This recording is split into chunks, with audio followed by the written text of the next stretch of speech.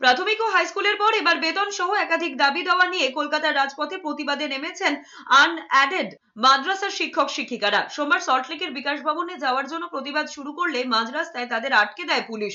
রাস্তায় শুয়ে পড়ে প্রতিবাদ বিক্ষোভ দেখাতে থাকেন আনঅ্যাডেড মাদ্রাসার শিক্ষক শিক্ষিকারা। তাদের হুঁশিয়ারি, দাবি না মানলে আমরণ অনশন এমনকি স্বেচ্ছায় মৃত্যুবরণের পথে যেতে বাধ্য হবেন তারা। তবে এর দীর্ঘক্ষণ পর পশ্চিমবঙ্গ সরকার অনুমোদিত মাদ্রাসা টিচার্স অ্যাসোসিয়েশনের পক্ষ থেকে বিকাশ ভবনে ডেপুটেশন জমা দেওয়া হয়।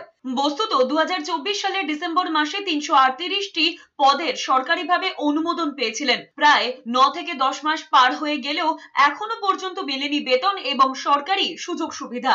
338টি মাদ্রাসা আনএডেড যাকে বলা হয়, আমাদের রাজ্যের মুখ্যমন্ত্রী মমতা বন্দ্যোপাধ্যায়ের নির্দেশে অনুমোদন দিয়েছে সংখ্যালঘু দপ্তরের অধীনস্থ সংস্থা মাদ্রাসা বোর্ড থেকে। দুঃখের বিষয়, আজ অনুমোদন হওয়ার 11 মাস হয়ে গেল, আমরা এখনো বেতন পাচ্ছি না।